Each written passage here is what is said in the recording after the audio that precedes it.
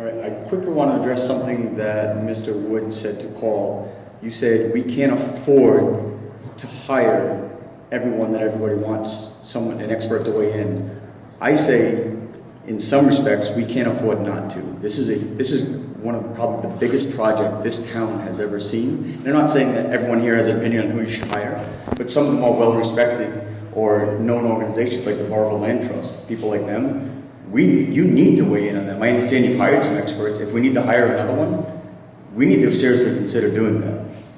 If we need to, we will. We are ready and we stand ready. Thank you, John. Any expense we have to mitigate any negative impact to this town on any issue, not just this power plant.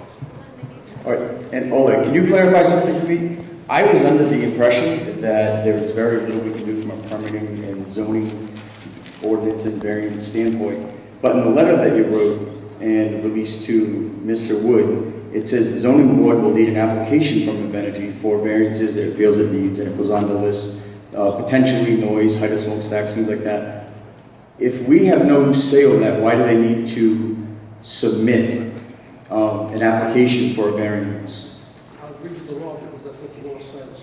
That the siting board can demand from different agencies, state agencies, town entities, opinions, advisory opinions, and they require, if we do not comply, the siting board can act as if we didn't give them advisory opinion. They can do whatever they choose to do. Right. All right. I just want to be clear though. So if they're going to be applying, we They can. have to identify. If the siting board has asked our planning and zoning departments respectively. Speak up. If the siting board has requested advisory opinions from planning and from zoning, I would imagine that they need to identify whether or not this project would comply with our zoning and our comprehensive plan. Yep, and if they don't, I think that I read Mr. Nicolas's letter to read that. If they don't, it's not the burden on the town to identify like what variances or special use permits are going to be required to make this go forward. It's up to Invenergy to identify that because they're the applicant. But those are all issues that I wanted to bring up because I have the same questions that you have in terms of, I thought it was okay, there's an advisory opinion, whether this complies with the comprehensive plan, or whether this complies with zoning, and if it doesn't, where does it not?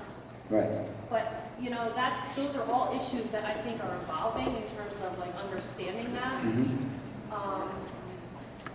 Let me try one more time on this one in particular. Any business that comes into town that wants to locate in town needs to comply with the town's ordinances for the most part and land use requirements. If you come into town, and there's a lot of businesses and buildings that are built that don't necessarily comply with it. They ask for variances. They ask for land use ordinance variances, things like that. In this case, Invenergy's recognized that normally in normal conditions, if they came into town, they would have to get these variances. So they have to follow the same process they would have to follow if they were not being approved by the Energy Facility Siting Board. So they have to go through these. But if the planning board says, no, we're not going to give you a subdivision, no, we're not going to let you have a variance for the smokestack, we're not going to allow you to create the noise you expect them to create, and they take that position, they rule that way, that ruling goes to the Energy Facility Siting Board to get the solar overruled. Okay. But if that ruling gets there, Your solicitor that has to be absolute. Hold on 1 second. That has to be absolute, unbiased, untainted fact coming from the No, town. I understand that. I'm not saying that at this point you should deny something that doesn't even exist. You said I believe they haven't even applied for it. So just to be clear, I want everyone to know because I was a little confused.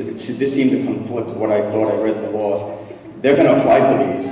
We're going to analyze them. If we feel like we don't want to issue a variance, the state law, the way you're interpreting it, they do have the right to overrule that. Okay, I just want to make sure, because it seemed to conflict with what I thought the state law said. I can read you just 2 sentences of the law. Yeah, I probably already read it a few times, but it's just in your letter, the way it made it sound that we had some control over this, and I didn't think we did. Yes, But we have control only as far as giving an opinion. opinions. Understood. Okay, now,